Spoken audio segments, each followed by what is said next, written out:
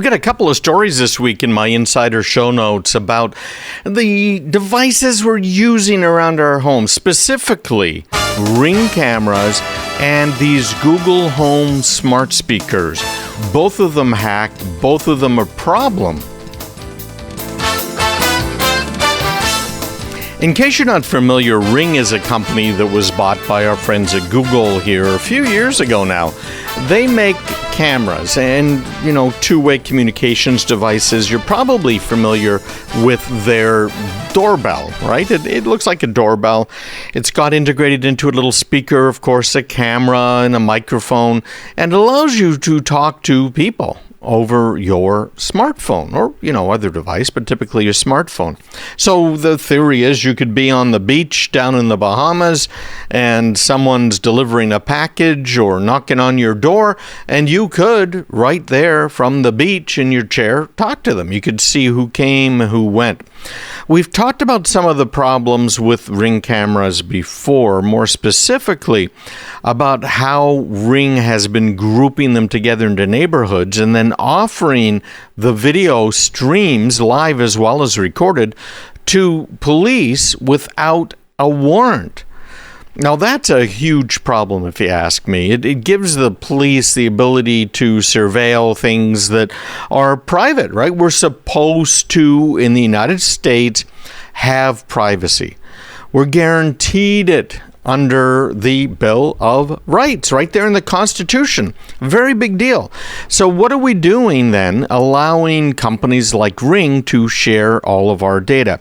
So Ring kind of pulled up their socks a little bit after that whole outroar, of course, about these cameras and sharing it with the police and potentially other people. And said, okay, well, we're only going to do it if you authorize us to do it. Now, I can see how it could be very, very helpful in order to potentially solve a crime. I can also see how it could really get someone in trouble that's completely innocent. Now, you and I might want something like a Ring camera to look for porch pirates. I have cameras at my house and at my business that are made by Cisco. Very, very good cameras, kind of higher end cameras, and they are very secure, frankly. That's kind of their, the name of the game for them. The security in those cameras is much different than the security you'll find in the normal cameras you might buy at a big box retailer. And in fact, the biggest manufacturer of security cameras worldwide, of course out of China, has been banned in federal government facilities as well as for contractors because of potential problems they've seen. Problems I have seen as well, where those devices get hacked. I've seen these cameras that have been put up in small businesses used as a launch pad to get into the cash registers, to get into the accounting computers. Most people, even in a small store, okay, you are not keeping copies of the credit cards there locally. You've got this nice little machine. You put the cards in and up it goes. Maybe you're using one of these kind of cool things that ties right into the Apple phones and stuff. It's a contact list. There's just all kinds of technology where you do not have any personal identifiable information. That's really important if you are a retailer, because the PCI, the payment card industry, is very, very strict. We got a call from a pizza place, and the pizza place had set up their cameras, right? They'd set up their cash registers, and they had a computer there on their network. And that computer was used for the owner to do the basic accounting and keep track of inventory, make his orders, put all of that stuff in. Well, it all got hacked. And the payment card guys got on their case because the information that hacked wasn't just their bank account numbers, which of course hurt the business pretty badly, but also they had been keeping information from credit cards. So how did the bad guys get in? They got into their network via the security cameras. You bought those cameras to keep you secure. Remember, when we're talking about almost anything that's part of what we call in the business IoT, or the Internet of Things, any one of those devices is actually a full-fledged computer. It speaks Wi-Fi, it might be on the Ethernet. It's a very complex system. A lot of them nowadays are running Linux. They're not stuck in the world of Microsoft with a dozen different versions of Windows 10 that are designed for embedded systems. They just use Linux. It's available for free, it's online, it's well known, let me put it that way, and people can obviously write code for it. So that's what they use. Yeah, great. But Linux, like Windows and every other operating system, has bugs. When was the last time you upgraded the software in your security camera? Now, when it comes to cameras like what I have, these Cisco cameras, and there's others out there, right? I sell and use Cisco, but there are others. But those cameras get updates. Their firmware gets updated automatically. I get an email beforehand saying, okay, next week on Wednesday, we're going to be upgrading the firmware in your security cameras at this location. And, that's pretty cool. It's good to know. Thank you very much. And off I go, and just with my day. I don't have to worry about it because it just happens. That's not true with these little cameras, these monitors we have for our kids, right? To tell the kids awake, asleep, is crying, etc. Or those cameras that we're using to watch the deliveries, to help avoid the porch pirates. That's what we're all trying to do. The only reason you want to see it is really twofold. One, did someone steal it? And two, did the delivery guy actually deliver it? And I've certainly used it for that before because, we got a big dog. She's not that big, but she's a Great Dane. So relatively speaking, right, she's not that big. We've had much bigger Great Danes that we've rescued in years past.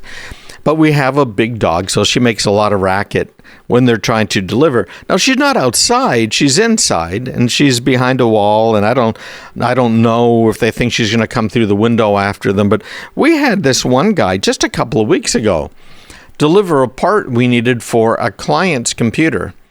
And I checked online, and they said, yeah, it was delivered, and he was supposed to have delivered it, and I couldn't find it anywhere.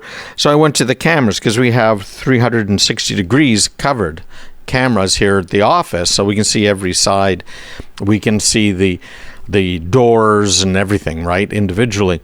And the guy had delivered it to the side of the building, to an entrance that's not used at all, ever, really. Maybe occasionally. So I don't know if he was afraid of the dog, that the dog would just bust through the wall or the window and come after him, or what. So when I checked with the delivery service, they said that he had hand-delivered it to an occupant, which wasn't true. Nobody had received it from him. So it's helpful to have the cameras for that as well. And then you've got your kids. Maybe you want to know when they're coming in at night. They're supposed to be home. They're not home. Maybe some of their friends. What are they doing? There was a rash of burglaries in our neighborhood. And they, in fact, tried to get into my house. And the dog scared them off, which is kind of a good thing.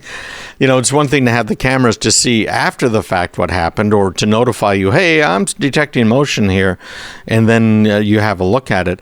But it's really nice to have them just stop dead, right? So you don't have to file that police report after the fact. But turns out this kid who had been living in the neighborhood with his parents got divorced. They moved out of the neighborhood with him in tow. And he knew the neighborhood. He kind of knew when people were at home and weren't at home. And so he kind of cased the joint for a while, and ta-da, broke in. And when he broke in, he stole all kinds of stuff from homes, except for mine, which is really kind of nice. So that's what you're looking for, right? You want to do all of those things. That's why you get these. And then the feeling that you get when all of a sudden you've been violated is undescribable. And I bet some of you have felt that feeling before. So you go out and you get a security system. You maybe get one of these doorbell cameras, and you can rest a little bit easier at night, can't you? The number one time for these home security system guys to sell their systems is when there has been a break-in in the neighborhood. So they just knock on your door. Hey, your neighbor down the street got broken into. We've got these security systems, do it. So there you go. Well, the Department of Justice said a couple of weeks ago that 2 men had been charged in a scheme that involved hacking Ring security cameras outside homes, drawing and sometimes taunting police, and then broadcasting their antics on social media. Isn't that something? So these people were swatting, basically. In other words, they call 911. They say, hey, someone's having a heart attack. There's fighting going on, screaming. I heard gunshots. And those hoax phone calls are then responded to by police, first responders, paramedics, etc., right? And then hopefully no one gets killed, because people have been killed before because of these antics. And why? Well, because of the Ring doorbell they had. Yeah.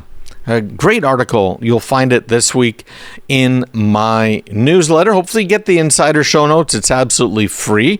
CraigPeterson.com/subscribe. This particular article is from Entrepreneur Magazine. But you can find it online. But, visit me too. CraigPeterson.com. Well, we just talked about Ring doorbells and some serious problems associated with them in privacy and security.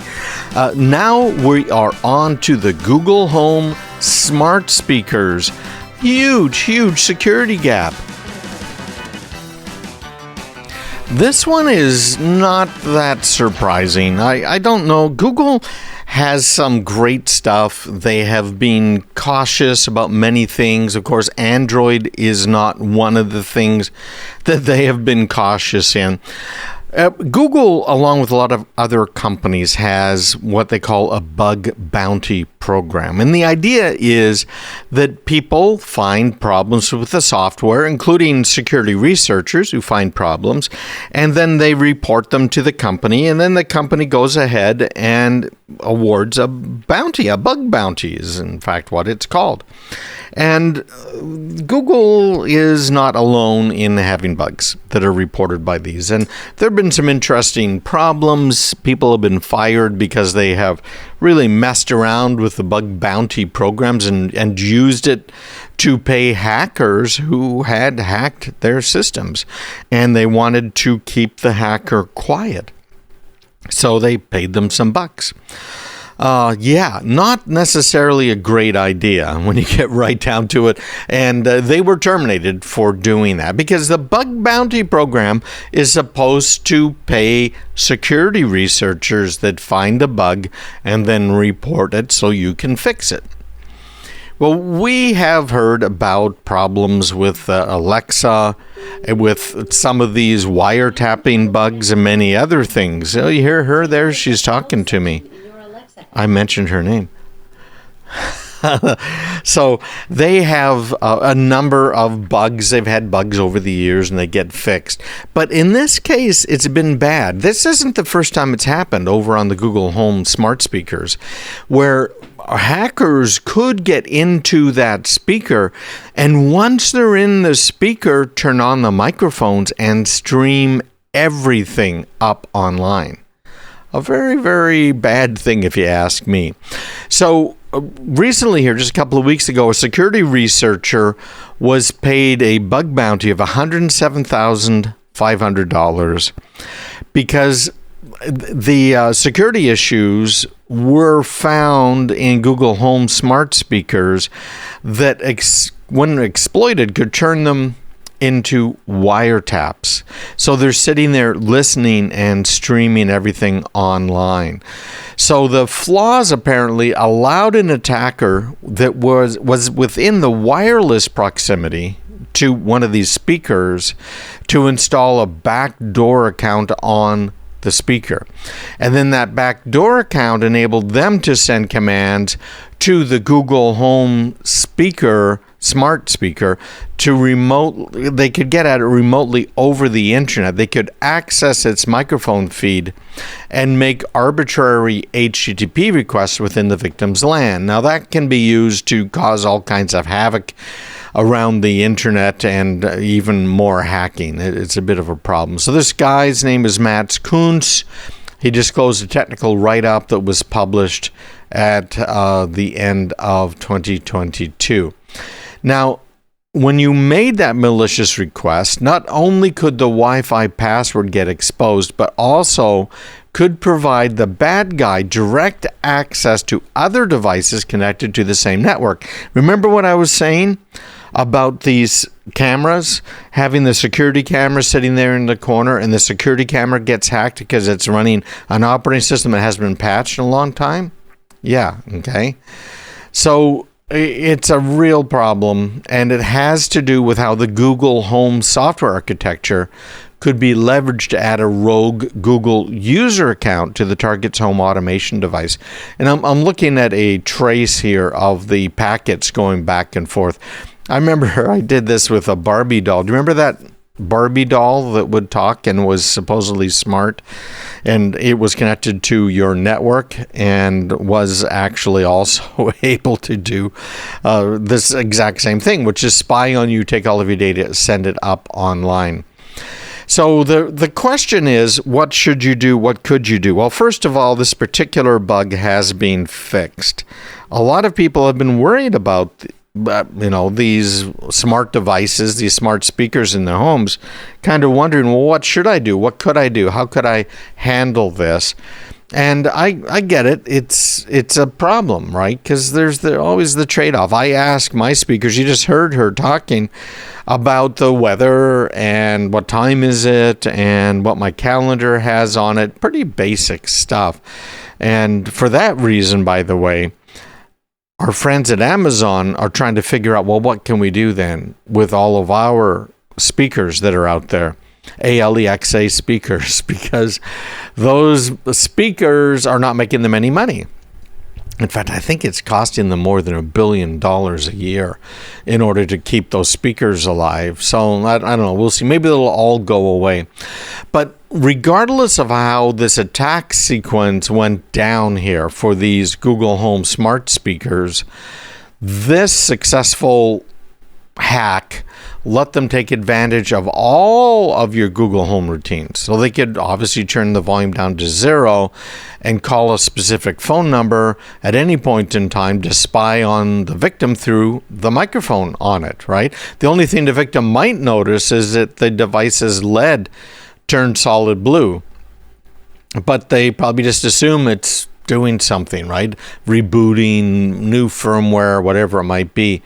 And during the call, these LEDs don't pulse like they normally do when the device is listening, so there's no indication that the microphone is open.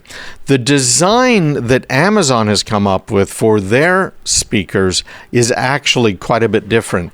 And the hardware is set up in such a way that the microphone itself cannot be open or used without that light, that whole light on the top or the bottom of the speaker turning on, so that you absolutely know, wait a minute, the mic is hot, unlike the way Google has done it here too. So I do have the Alexas, as you just heard. I do not have any of the Google Home smart speakers. I don't trust Google because their business is all around selling information about you. And to top it all off, they have been shown to share it with pretty much anybody out there. And I just don't like that. I think that's more than a bit of a problem. So if you have these speakers, more power to you. One of the nice things about both the Alexa and the Google Home smart speakers goes back to the big problem I have with what are called IoT devices, which is they do not get software updates as a rule. So because they don't get the software updates and because we're not installing the firmware, right? When was the last time you upgraded the firmware on your firewall or your router, or have you ever done it? We just have a new client, and that client has a router, and they thought it was a great little router, a nice little Cisco router, and I like those. But it was just using the default license that came with it, didn't have any of the extra features, and was no longer supported. Yeah, so there's a lot of companies out there that just aren't doing their customers any favors when it comes to managed services providers, etc. So I've seen that. I'm kind of rambling here. But having one of these types of devices obviously exposes you to some potential problems, but it's not as bad as many others because they do provide security updates, and those security updates are automatic, which is a huge, huge win in the cybersecurity world. Well, we got more stuff coming up, and all of this, of course, was in this week's newsletter. Make sure you get my insider show notes. They're absolutely free, and I'm not going to pester you, right, trying to sell you stuff. I will answer your questions if you just hit reply to those emails that come out every week. Sign up, craigpeterson.com/subscribe, craigpeterson.com/subscribe. We'll keep you up to date and answer your questions right there. I'm going to answer the number one question I get asked, and it's about passwords and password managers, right? You all know you're supposed to have passwords and longer, shorter, random. What do you do? We're going to answer that right now. If you're on my email list, if you get that insider show notes every week, you can just hit reply. Just reply to the email. It comes to me. Sometimes it'll forward to Mary or Karen or somebody else over here. But we will help you. It might take me a little bit sometimes to get back to you, but I will respond, or somebody will forward something that I had already written. And guess what? The number one thing is that people are asking about, right? So again, the URL, craigpeterson.com/subscribe. I should have mentioned that before, craigpeterson.com. So the number one question has to do with password managers. We talk about them all of the time. I talk about them on all kinds of interviews that I'm on because it is so, so important. So there's a number of different standards out there that have been in place for many, many years when it comes to passwords. And I remember way back using IBM 360s, of course. The passwords were pretty much non-existent, right? You put the card deck in or mounted the tape up and off it went. It just ran whatever. And then I gained access to the college's computer. This was so initially it was on the 360s, and then it was the 370s in college.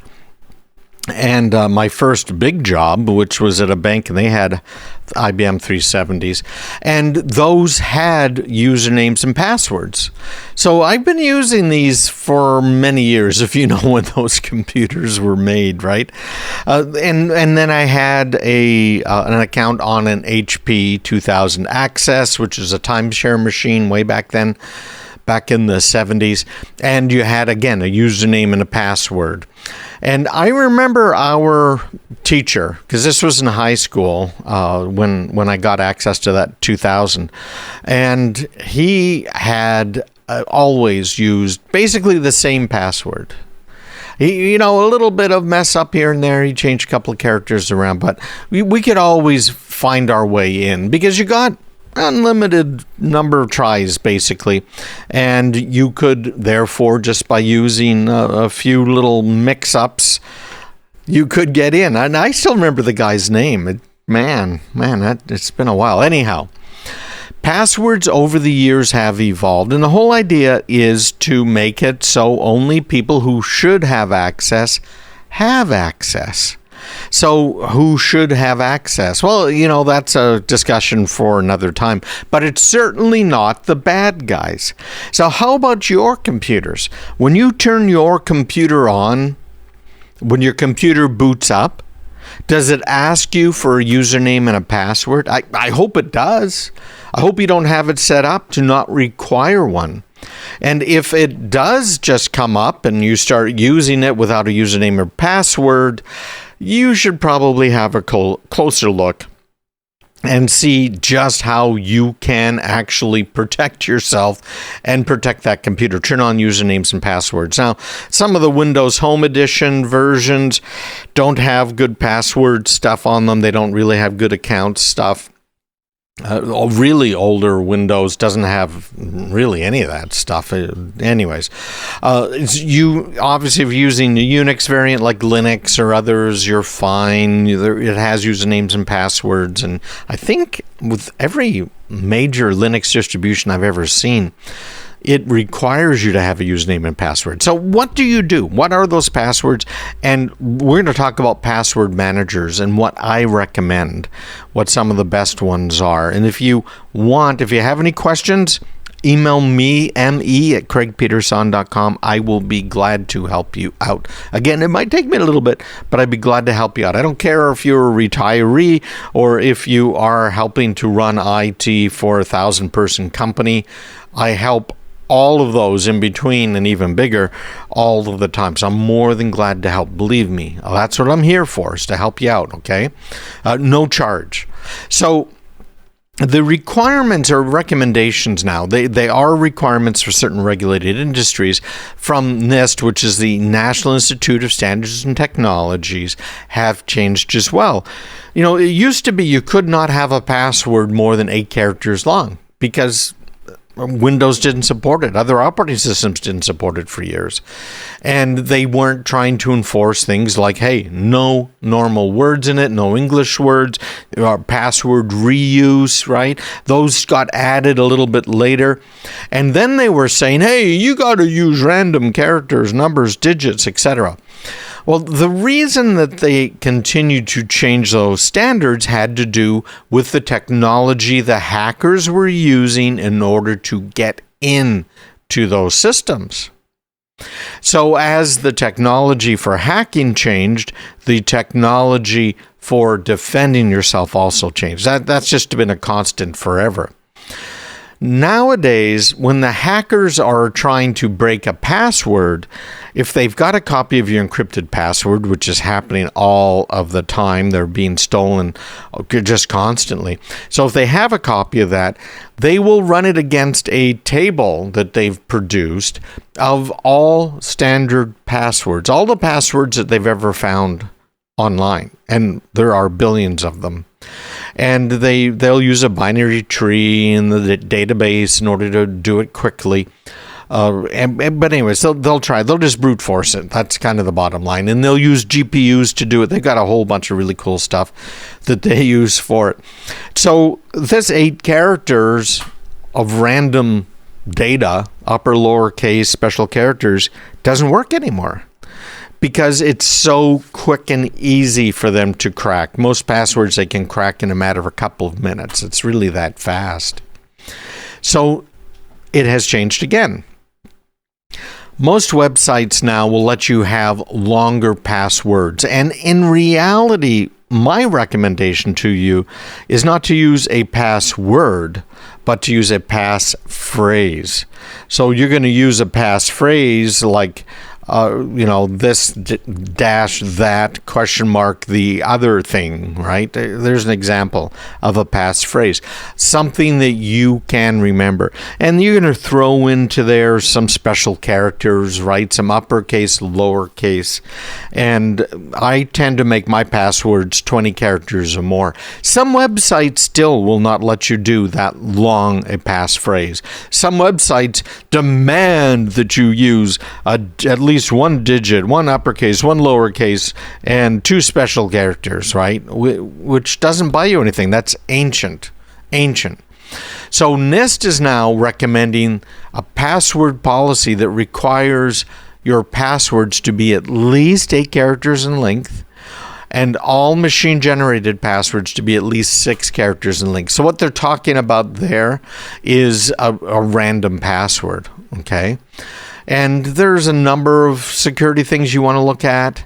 for passwords. I personally think it should be, again, 20 characters, but strong passwords, at least 12 characters long, but more than 14 is better. Some uppercase, some lowercase letters, numbers, symbols. Don't use any words that can be found in the dictionary.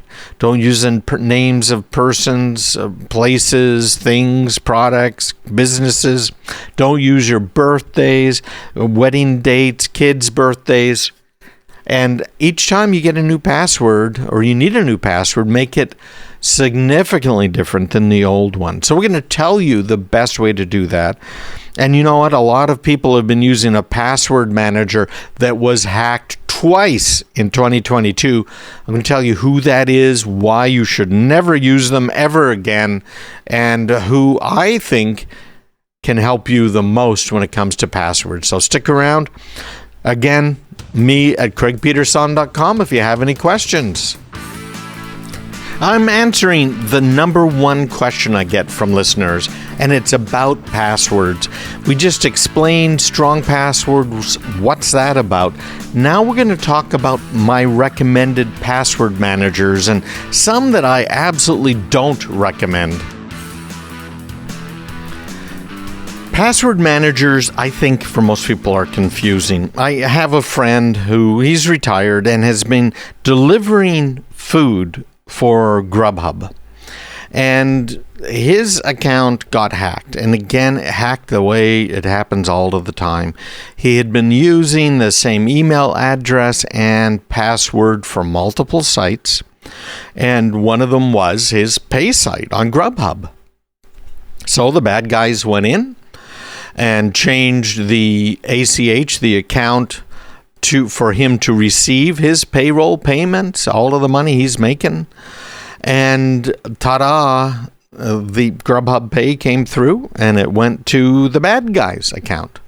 Now, there's a lot of banks out there that just don't follow up, don't check on the people that apply for the accounts. And yeah, I can see that.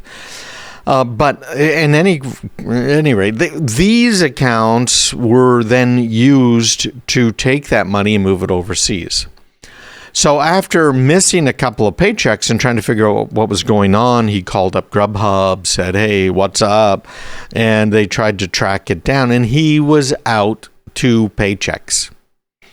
Simply because he had been using the same password and email address for multiple sites. So I convinced him, hey, you need to use a password manager. Now, I've had some responses from some of the listeners that have been really, I think, insightful. And the responses I typically get from people who start using password managers that have maybe been putting their passwords into Excel or writing them down into a book. My father was putting them all into Excel. A bit of a problem there.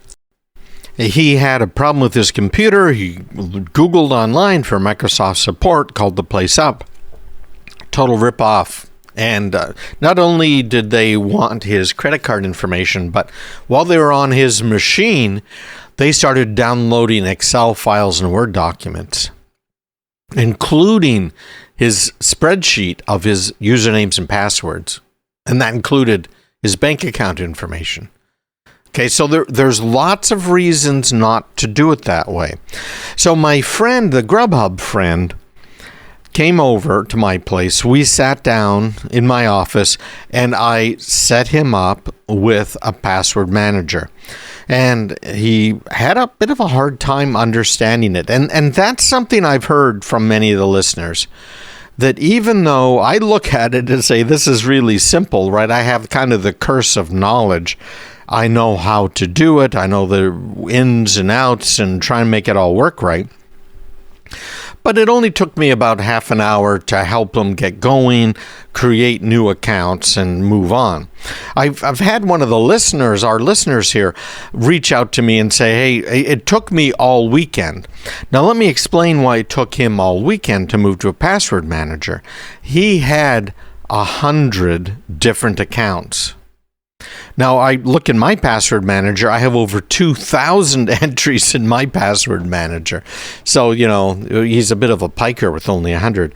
But he had to go to each site. He had to, right? Yeah. Okay, he didn't have to, but he wanted to because he wanted to make sure all of these accounts were safe. All of that information was where it should be and how it should be. So it took him all weekend. He went to each one of the bank accounts he had. He went to his online news site. He put in the existing username and password. He created a new password using the password manager. And personally, I like the passwords that are just combinations of words. They're easy to type. They're a little easier to remember, a lot easier to type than random stuff and remember, and they are very, very effective. So that's what he was doing all weekend long, and he felt good about it because after that weekend, he never has to do this ever again, and he doesn't have to worry about things like my Grubhub buddy had to worry about, which is using the same username and password. And then let's say you try and use different usernames and passwords on multiple sites. Now you got to remember the silly things. And so I have another friend that works in the name of the site into the password in order to make it unique. So he's got the exact same thing for every website, and the only difference is the name of the site in the middle. Okay. So again, if someone really was going after him, he'd be in trouble. Obviously, an automated system isn't going to notice that he has the same first so many characters and last so many characters. In the middle is just the website thing. But if someone's determined to go after him, for instance, what's happened is people with cryptocurrencies have been directly attacked. And that's called a form of phishing. Is called spear phishing. They're going after them as an individual. So if you're not using good passwords, unique passwords, you're in trouble. So there's a few different qualities I look for in a password manager. One of them is that the password manager company keeps your data safe. That's important, right? You're giving them all of your usernames and all of your passwords. Do you really want all of that information to be lost, stolen? Well, that's what's happened to LastPass. LastPass is a company that I had recommended before. It's never been my first choice, but it's a company that I recommended. 2 hacks, major ones, in 2022.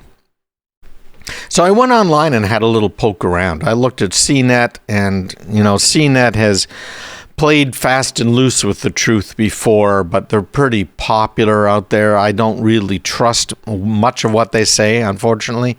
They've been caught in lies and in collusion with companies in order to promote them and not let you know that really what you're reading isn't an editorial or a basic article. It's a paid published thingy, righty?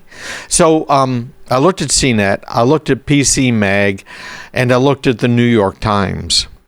And the hacking of a password manager really needs to make us reassess whether you can trust them to store your sensitive data. So in this case, we're talking about our friends over at LastPass, and they got hacked again. They got hacked a couple of years back, as I recall. Don't use LastPass. I'm sorry to say that. And if you have been using it, you need to move off of it. It's not as hard to move off of a password manager as it is to try and put it all together initially, like that listener who said it took all weekend. And he wanted me to make sure I mentioned that, right? That, hey, listen, guys, you're going to have to put some work in this. It isn't like a magic wand or a snap of the fingers that you can take or you can do in order to start using a password manager. So there's many others out there. There are some free ones, some open source ones that are available out there. In fact, I've had a couple of listeners that have said, well, how about this one? Because it's open source, and they actually liked it. Bitwarden. It is an open source password manager. So if you're into open source, if you don't want to pay any money or you can't afford to pay any money, Bitwarden is what it's called. It's pretty good. But the number one in my book is called 1Password. It's just the digit 1 and then password.com. So you have a master password with all of these different password managers. And that master password now unlocks the vault. Now you got to make sure your master password is really good. One of the problems LastPass had is they didn't have any real tight restrictions on your master password.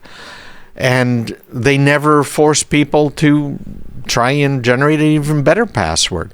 So I think I counted, it's like 28 character long password for my master password on 1password.com. And the reason you want a really, really good master password is that that password is used to encrypt everything that's in your vault. And then once you've got that vault, you don't even have to use it for passwords, although I recommend it. You don't have to use it for generating passwords, although I recommend it. You can also use it to put your bank account information in, your credit card information, notes on anything that you might want to put in there. It's incredible what they have. Now, 1Password also really shines when it comes to password organization. If you're a little, let's say you just like to try and keep things in order like I do, then 1Password is going to work for you. It's also great for businesses because you can have groups of people that have access to certain vaults that have certain job functions or job roles, okay? So it's really, really good. So check that out.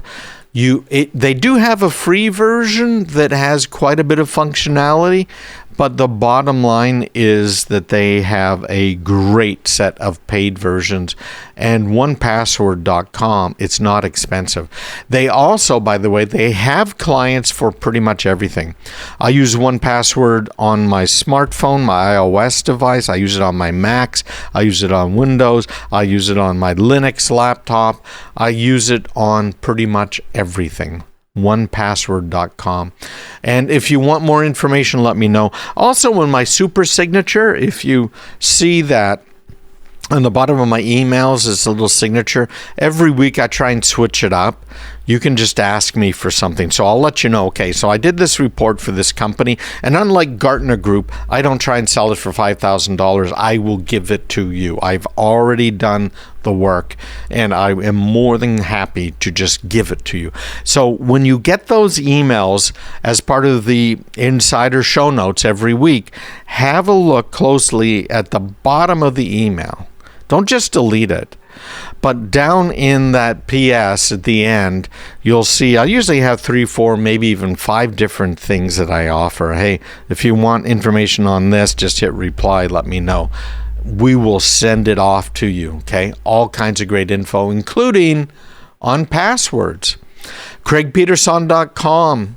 Make sure you check it out online. Subscribe to my podcast as well, Craig Peterson. You'll find it pretty much everywhere. And of course, I'm on Twitter, YouTube, you name it, just Craig Peterson.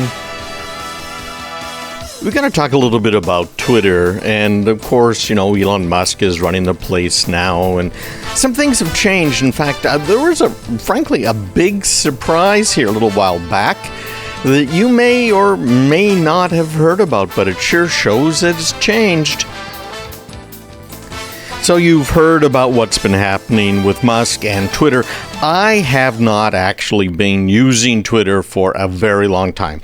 I have been posting on Twitter, but, you know, Twitter was designed and intended to be kind of a back and forth discussion thing.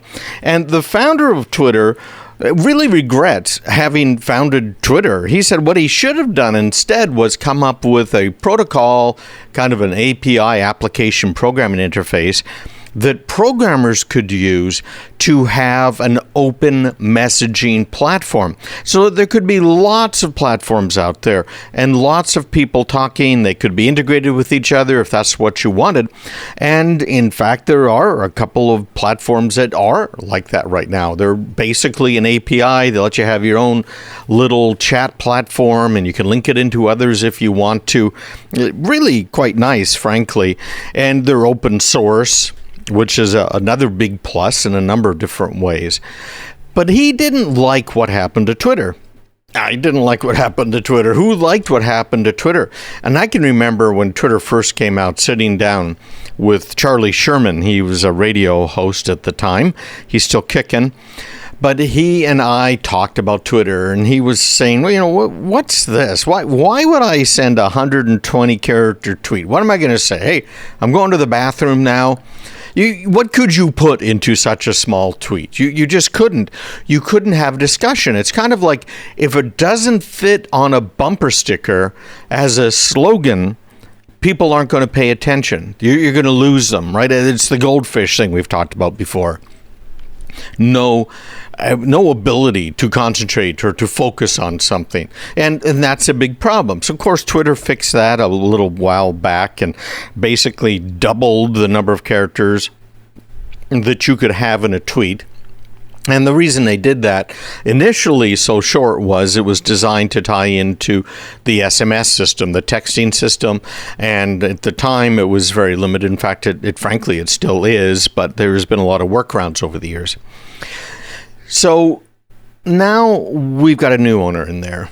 And the new owner, you remember, he walked in with a kitchen sink into the front door, and there's pictures of that. There might be video, I'm not sure. I've just seen the pictures. And the whole idea behind that, according to some people that I know that are investment bankers and do mergers and acquisitions, is that bringing in a kitchen sink into the discussion means we're going to be making major changes. And of course, you've heard about the blue check mark changes and how, you got to pay for this now. And we've heard about people who are leaving Twitter, supposedly, right?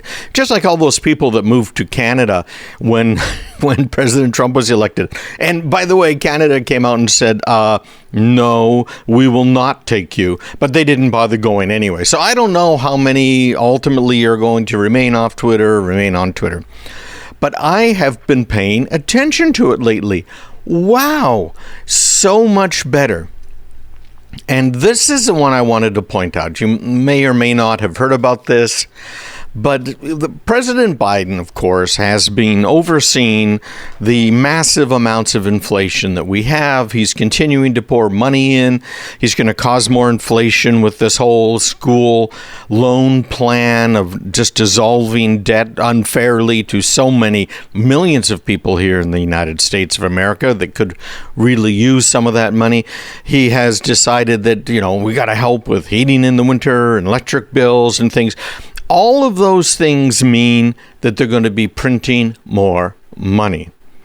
And according to, I think, the greatest economist maybe of all time, there is one thing that causes inflation, and that is the government printing too much money. Now, let's not get technical on the Federal Reserve and everything, but they're printing too much money. So there's more money chasing the same number or maybe even fewer products. And what happens? Well, you get inflation. Man, it's just incredible how people don't understand this, because the Biden administration, the White House, posted a tweet on Twitter. Here's the tweet. Seniors are getting the biggest increase in their Social Security checks in 10 years through President Biden's leadership. Yeah, it was President Biden's leadership that's causing this increase in Social Security checks. No question about it. Why are they getting that increase? Why are seniors getting that?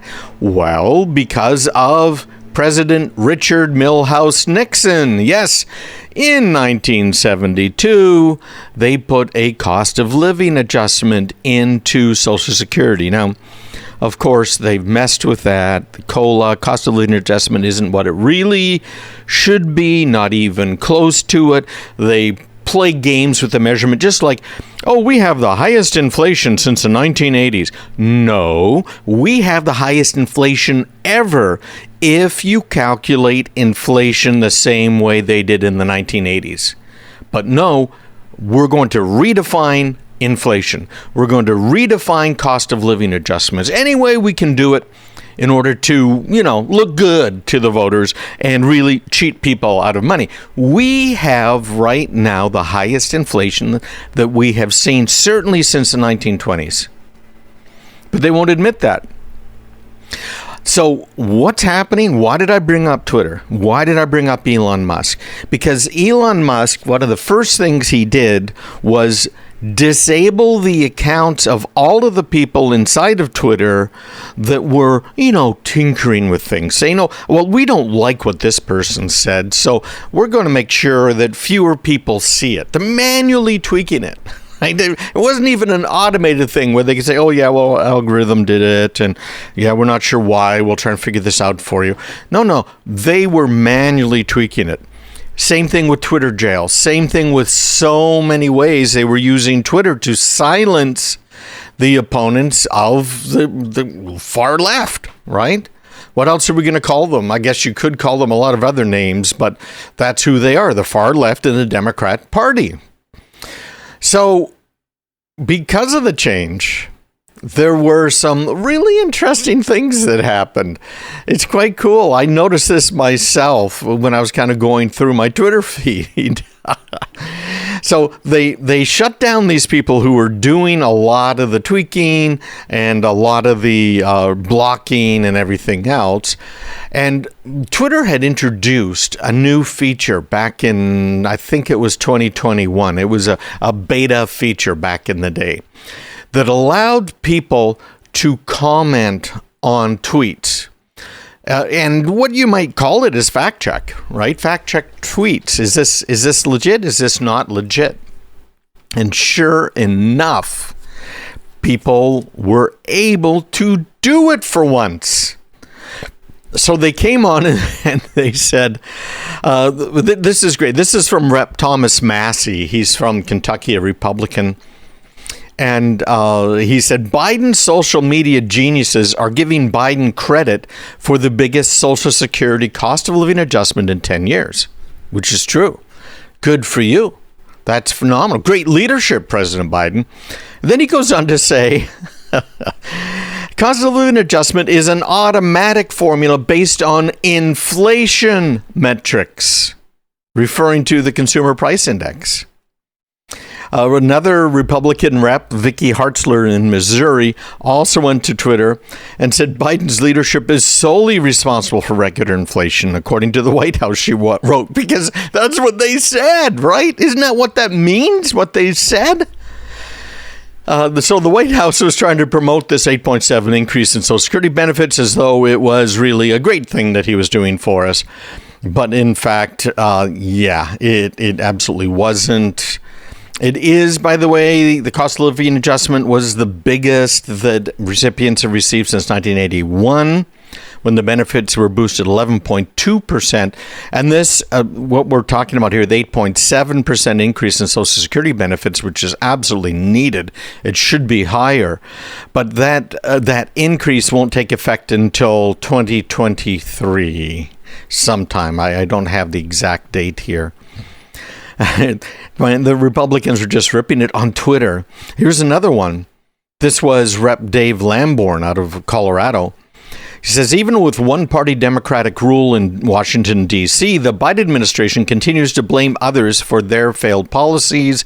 There is nobody to blame but themselves. Now, everything I've been quoting here was on Twitter. There's another one. This is from Rep. Armstrong, Kelly Armstrong, predicting the administration's next move. The increase is adjusted upwards because cost of living has gone up. They are literally taking credit for record high inflation. Up next on the Surgeon General, why the high cost of eggs is good for your health.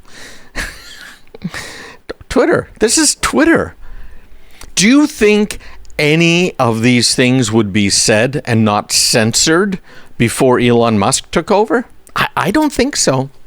And this is the next thing. This is even better than the responses, I think, right? It's great to have the responses because people can see them, maybe get a little bit of sanity, because in reality, we're only talking 3 to 5% of people that are insane when it comes to some of these policies. Over there in the Twitterverse, maybe it's higher, but bottom line, the White House deleted their tweet. They were totally shamed because of the fact checking that went on. I have hope. I have absolute hope that maybe Twitter will straighten up. Hey, all of this stuff you'll find in my newsletter. Make sure you subscribe or maybe even follow me on Twitter. I'm at Craig Peterson. We're going to run through some tips that Kevin Mitnick gave to CNBC about keeping yourself safe. He has some good points. Of course, I've got some additions to some of the things he's saying, so make sure you have a pen and paper handy. By the way, if you missed part of today's show, you can always listen to my podcast. You'll find it at craigpeterson.com. Or if you're a Twitter user, you'll find it there as well, at Craig Peterson. And YouTube, I'm out there too. It's at Craig Peterson YouTube, because I didn't get at Craig Peterson because I thought video was stupid. Back when they first came out, I met their founders, a couple of young kids, at a U.S. robotics conference, and I interviewed them, and they were, I couldn't understand why they could get a dime of money raised, but that was back in the day when all you needed was a pen and one of those little, napkins that you put a cup on to stop the water from getting all over the table at a restaurant. So all you had to do back then was just get that and scriggle a few lines on it, and ta-da, here's $10 million. I probably should have done that, right? Back then, way back then. But I didn't feel good about it, so I didn't do it, right? Because how could I do something like that? I guess that's true of a lot of people, right? If you really knew what it would take, there's no way you would do it, because there's so much involved, and I knew what it would take, having already been doing internet work for 15, 20 years, network work, before those little kids came along and started up YouTube. Yeah. They're laughing all the way to the bank, aren't they? All right, so let's get into this article. This is from Kevin Mitnick. Now, you might remember Mr. Mitnick is a former hacker. He spent 5 years in federal prison. He'd been convicted of wire fraud and other crimes back in 95 now. So for the past 20 years, he's been a computer security consultant, and he has a security firm called Mitnick Security Consulting, and they provide advice to government agencies, Fortune 500 companies like Microsoft and others. And it's kind of interesting because he, as far as I can tell, 100% overlaps with every single piece of advice that I give my clients. I guess because I've had more experience with this than he has, frankly. I've just never been the hacker. It's kind of like the YouTube thing, right? I didn't think it was an ethical thing to do, so I didn't do it. But anyways, so now Mitnick's rich, and so are the YouTube kids. So getting on to this, we have to know how to repel online threat actors, because we don't want them gaining access to our information, right? So we're talking about things like our financial records. And particularly if you're a little bit older and you have some savings, I think the number I saw a few weeks ago was the average retiree had $105,000 when they retired. So not a whole lot of money. You certainly can't afford to lose it. Businesses are kind of in the same spot, frankly. If you lose all of your money from your operating account, how are you going to pay bills? But personal security, when we're looking at it, just like business security, is really a balancing act. So, for instance, we have a new client, they're a startup, and we've been working with them. We've got all of the basic higher end cybersecurity in place. So we're using the Cisco stuff. We've got Cisco's endpoint security. We've got some really great stuff there. We've got Cisco Firepower plus the threat detectors and things running, et cetera, et cetera. But there are more things that really should be done, but they're a small company. They're pivoting. They're new. They're trying to get things done. So they look at it and say, well, let's weigh out all the rest of this stuff, right? What can we do that is not going to get in the way of people working? And the same thing's true for regular people at home. What can you do that really balances out your need for security and you need to be able to get something done? That's kind of the bottom line. So he has a few points here, and I agree with every major point, but not necessarily the way he is suggesting that you handle it. But the first thing you need to do is fix the mistakes on your passwords. A few weeks ago, I sent out my weekly insider show notes. You might have seen it. If not, you can send me an email, just me@craigpeterson.com, and ask for the show notes on passwords, because in those I grabbed a table, actually Karen did, and we included it in the newsletter, that shows how quickly various types of passwords can be hacked. Now, the kind of scary thing about that is some of those passwords can be hacked instantly. 10-digit passwords, for instance, can be hacked instantly. Now, it depends on a lot of factors. If they have the copy of the hashed password or the semi-encrypted password, whatever it might be, yeah, it's going to be fast. If you've got a 10-digit passcode for your iPhone and they're using one of those Israeli devices to try and break into your iPhone, it's not going to be fast, because the iPhone automatically delays between allowing you to put in a new passcode to try a different one. So, for instance, I use a 12-character password on my iPhone, and it's estimated right now that it would take over 100 years to crack that. But that table was in there, and I can send you a copy or point you to the article about it. Just email me at craigpeterson.com. Better yet, make sure you're on my insider show notes list, which is free at craigpeterson.com. Just go to craigpeterson.com. So he's saying you need to use a password manager. Same thing I've been saying forever. My recommendation is to use onepassword.com. They have been very, very good. I wasn't happy about the upgrade from 1Password 7 to 1Password 8, but I really like them. They've done a great job with their cybersecurity, unlike some of these others that have failed badly. And Mitnick saying the average person has more than 100 different passwords. I checked mine, and I have 3,200 records. Most of those are passwords inside 1Password. Anyways, a couple of people responded after seeing my insider show notes, and they looked at that table and they said, hey, listen, I spent the rest of the weekend toughening up my passwords.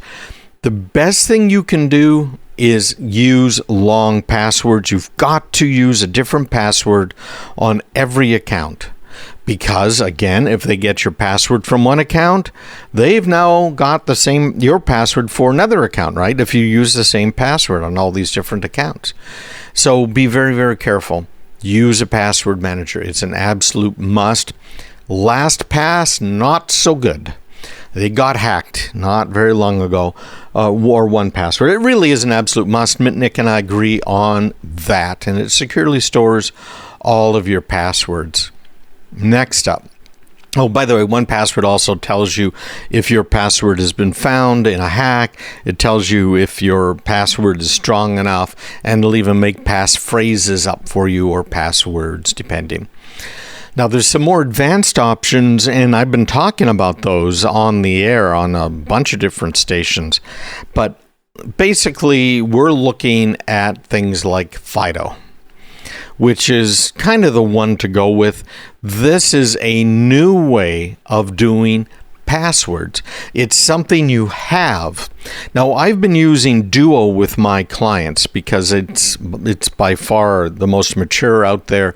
It's very, very good. So you use your username, you use your password, and then you use this authentication token, or the way I do it, we have an app that runs.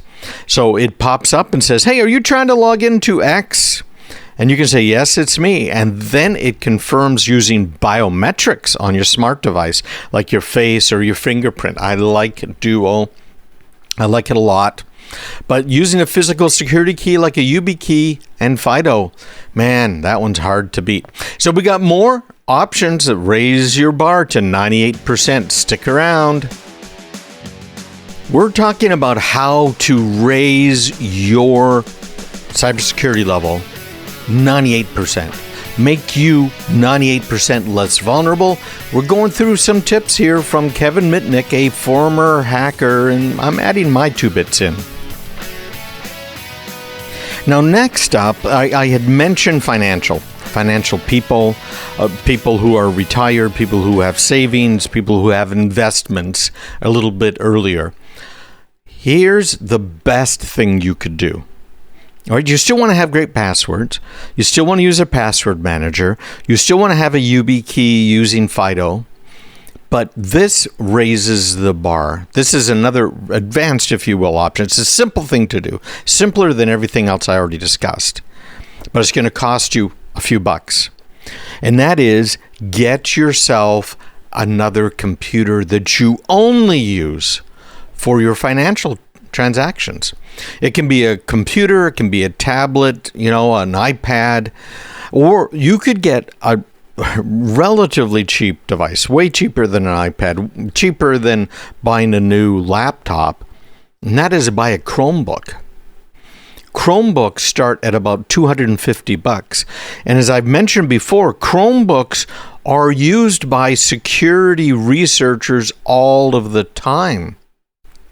They are safer from malware and other viruses than most computers, than most tablets. Now, you can find Chromebooks online. You can go down to your local Best Buy store, and they'll have a whole bunch of them. And the prices vary. A lot of the price variance has to do with how fast it is, how much local storage it has. But for most people, if you're just cruising the web, you're not playing video games, you're not watching real fancy 4K, 5K, 8K movies, the $250 device is going to work just fine for you. And there are a lot of manufacturers. Now, one of the negatives about Chromebooks is it is using a Google operating system.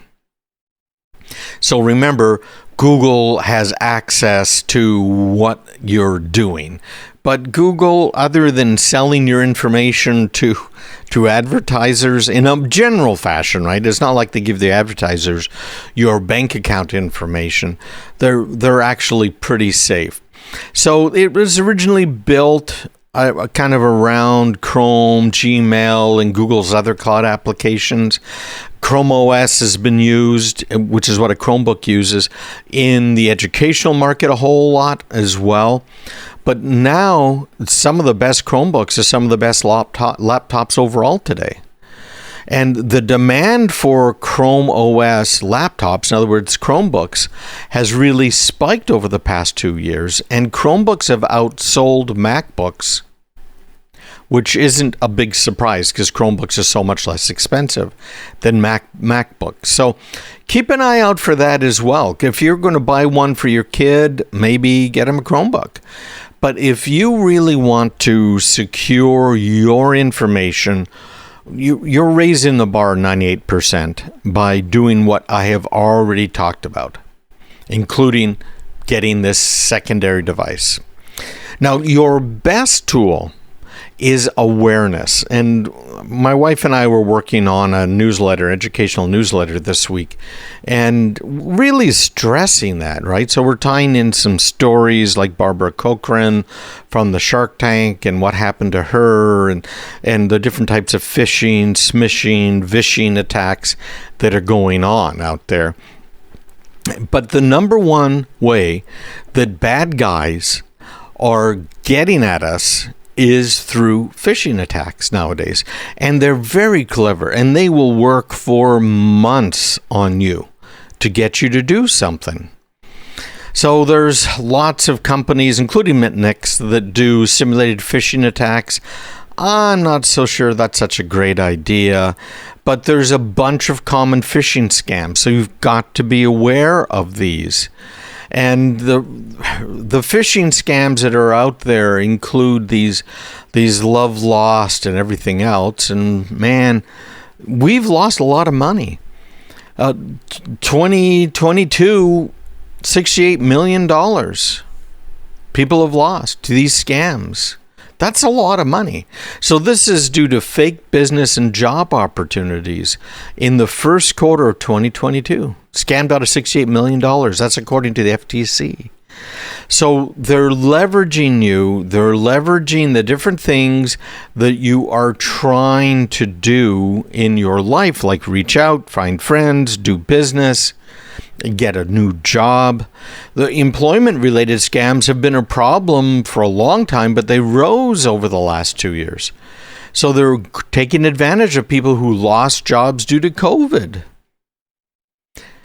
It's crazy. The first quarter of 2022, again, people reported more than 20,000 incidents of business and job opportunity scams. So be careful. Be careful of the fake job postings. Be careful of the people that say they will submit you, get you a job. You just have to pay them. It's big, big business out there. Work from home scams, those have been around for a long time. In fact, I did a webinar on working from home. And this is a free webinar, and people were complaining, man, this is a scam, stop scamming me, trying to scam me. No, this was legitimate about keeping yourself safe working from home. And these are people that were on my list. So the good news is they were aware of work from home scams. The bad news is they really missed out because they didn't attend the free webinar I was doing on how to keep yourself safe when you're working from home. So got to keep all of this stuff in mind. Fake job postings. Sometimes they'll attempt to contact you by vishing, which is a phone call. They'll text you. Man, I get a lot of those things. They'll email you. They'll pretend they're a reputable employer. The fake checks. A friend of mine's girlfriend got nailed by this one, where job postings for nannies, caregivers, virtual personal assistants. In this case, with my buddy's girlfriend, she was advertising as a photographer, and there was a fake check scam with her. So they sent a check to her, had her deposit it, and it was for too much money. So they said, okay, well, just, write me a check for the difference. Sorry about that. I got you confused. And, so they wanted her to fly out from Boston to Los Angeles to take some pictures on the beach in Santa Monica. Now, we all know, well, you and I do anyways, because we're the best and brightest, right? We know that there are no photographers in the Los Angeles, California area. So you have to hire someone from Boston. So she got a check for $5,000, and she was going to charge them like $3,500. And so what do we do here? And he said, oh, just deposit the check, and you can just write me a check for the $1,500. So she bought the airline ticket, booked the hotel. Thank goodness she didn't have to pay for the hotel yet. And my buddy and I were talking, and he convinced her, hey, this is a scam. I don't think she flew out to LA to take the pictures, but this is common. I've also seen this with a car. For instance, I was looking to get a new truck because my kid smashed up my old one of my kids. And I went online. I found a truck. It was exactly what I wanted. It was a Ford pickup truck. It was the diesel before they went crazy with the emissions control. It was in great shape, and the price was fantastic, which I just couldn't believe. So that was the first sniff test. And then I used reverse image search on Google. And I found where they had stolen that image from. And it was not a legitimate truck for sale. And I pointed that out to them. I said, hey, wait a minute. Why did I find this over here? I got ghosted. Good thing I didn't follow through. But this is all part of awareness. Stick around. A lot more coming. Today I'm telling you how to get 98% improvement in your cybersecurity posture. There's a bunch of things you can do. We're reviewing them all right now. We're going to talk more about fake job scams and what you can do. We've got some warnings from the FBI about the signs of a fake job scam. This is really important because all of us at one time or another have been looking for a job, haven't we? And we've got kids and grandkids that are looking for jobs. So this is the kind of thing that would be good to pass on to them. Of course, they know better, right? Just ask them. Anyways, here's some warning signs to look out for through the hiring process. 1, if interviews are not conducted in person or through a secure video call, but rather they're using a teleconferencing app, they're using an email address instead of a phone number. I don't trust Zoom. Zoom is free to use and it is not secure. WebEx has some secure stuff. If they are on some more secure networks, they might be using Microsoft Office to conduct the interview, but be very careful of that. Of course, not everything's in person anymore, although we're seeing more and more of that as time has been going on. Next up, potential employers are contacting victims through non-company email domains and teleconference applications. Again, so if you are, let's say that you and I want to meet, right? I have a branded WebEx URL that you can go to. So it's branded with my company. My company's Mainstream, right? Mainstream.com, mainstream.net online. So I can send you a URL that's mainstream.webex.com/something or other. That is a branded domain. Makes sense? Non-company email domains are things like it's a Gmail address where they sent you an invite from, right? Or they've been communicating with you from Gmail. That's a non-company email domain. And the teleconference applications, that's things like Zoom and many, many others out there. Be careful too. This is another sign of a fake job scam. Sometimes they will require you to purchase startup equipment from the company. That's a big no-no. Sometimes they will pay for or have you pay for background screenings. Again, you pay the company for the background screening. It's a company that's your potential employer. All things FBI has seen. Potential employers are requesting credit card information from you. Oh, we like to do a credit check. Or, we have some fees in order to process your application. Bad, okay? Job postings are on some job boards, but they're not on the company's website. So make sure you double check all of that sort of stuff, right? Does that make sense?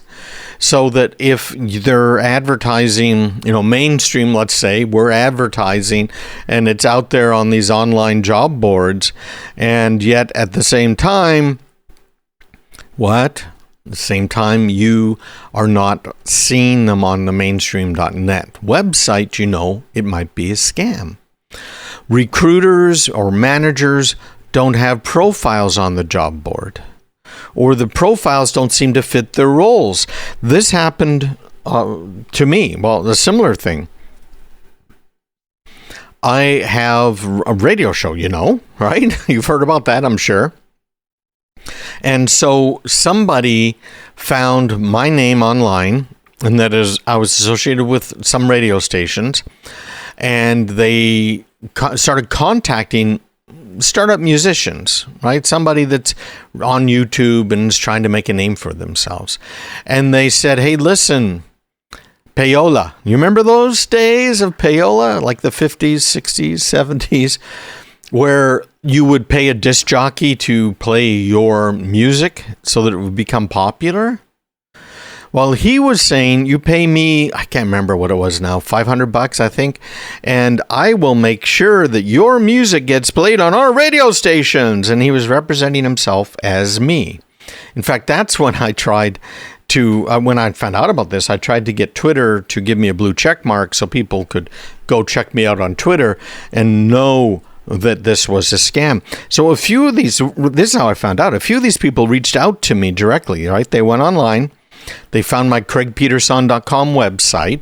They found my email and the contact form, and they asked a couple of questions. And they said, hey, listen, if you want to use our music here for your radio show, you can do that. No problem. It's absolutely free. But they were being pitched for payola. Pay us, and we will pay this Craig Peterson guy, and we will play your music. Craig Peterson, not Craig Peterson like me, right? So that's a very big deal. If you go onto the job board and you see this manager in this company who has nothing to do with hiring somebody like you, you know it might be a fake job. Very, very big, very, very big. Now, if you lose money to a job scam, even if you see one, here's where you need to go. You can report it to the Federal Trade Commission, and the URL for that is reportfraud.ftc.gov. Reportfraud, all one word, .ftc, as in Federal Trade Commission, .gov. Now, general crime online, you can report to the FBI. And that is, I'm just double checking it right now. Yeah, it's no, that's not it. Let's see. What is it? IC3, I think it is. .gov. It is. Okay. IC3.gov, which is Internet Crime Complaint Center, IC3.gov. And you can go there and report any sort of crime that you're seeing. You can report right there also anything that you have lost, money you've lost, etc. However, be very careful, because once you've lost that money, you're not getting it back. It's very unlikely you'll ever see a dime, and frankly, the FBI is not going to be interested in any sort of a crime that is under about $50,000. So that's a pretty big deal, and you need to be very, very careful of that. So there you go. Those are the rules here for getting a 98% reduction in your vulnerability. And again, I've got this table a lot of people looked at. It's from Hive Systems, Hive Systems. You can find it online, or you can just email me at craigpeterson.com, ask for it, and I will dig it up for you, or we'll have Mary or Karen or somebody do it so that you have it. This next one I thought was really fascinating. You know, there's been so much talk about elections lately, right? And everybody's concerned about election integrity. We've got Hillary Clinton out talking about it again, Republicans talking about it, everybody, right? Because it's a real problem. How can you trust an election if you don't know what really happened, if there's so many loopholes in the way things could be cheated, frankly? And we're not going to get into that right now. That's not where we're at. But here's where we are going. We're going to a company called PredictWise. You might remember me talking before about how President Obama's campaign, when he was running the first time, managed to get all of the information about everyone in the country from Facebook. No problem. All of it. From everyone. Okay. And then President Trump, remember the Cambridge Analytica thing? Oh my gosh, it's just so terrible because he got the information from, some tens of millions of voters. Just terrible, terrible, terrible. Yeah, Obama got all the information on everyone. Okay. Yeah. So what are you complaining about? Nobody complained about Obama. Here's a new one here. New for 2022 election. So PredictWise is a voter analytics firm. And what they did is kind of like 2000 Mules. I don't know if you've seen that particular documentary where they took information, they bought it. So it's basically public information that was being collected by the apps that were on smartphones. Did you know that? You're using Google Maps. They are tracking you and they are selling that information, as are all these other free little games that you have. They're tracking you and they're selling your information. So with 2000 Mules, they pulled all of that together. They applied some programs to it, messed around with it a little bit, figured out what was happening, and showed how there were at least 2,000 people in certain districts in the U.S. that they looked at that were pretty obviously cheating illegally in some cases, right? So terrible, can't believe this, can't believe those analytics, can't believe any of that stuff because it was showing that there was cheating and it was being done by the Democratic Committee. Well, PredictWise has been doing the same thing now. They've taken the data from tens of millions of U.S. smartphones, and they provided that data to, drumroll please, Democratic campaigns and the Democrat National Committee. And the idea was that data would be used to show which Republicans stayed home during the lockdowns. You see, they wanted to know whether or not individuals adhered to the lockdown restrictions and stayed home, who they tagged as compliers, or which Republicans disregarded quarantine measures and traveled away from their homes. So that harvested data that then provided to the DNC, the Democrat parties, and swing states to target COVID-concerned Republicans with ads promoting COVID safety measures. So yet again, the Democrats do exactly what they are accusing Republicans of doing. And you know what? This is inevitable because we don't have privacy anymore. You're using a smartphone, you have a mobile telephone even if it's a dumb phone, you're being tracked. It's really that simple. I don't know what to do. There's some suggestions, but man, hey, online, craigpeterson.com. Join me there. Get my free insider show notes.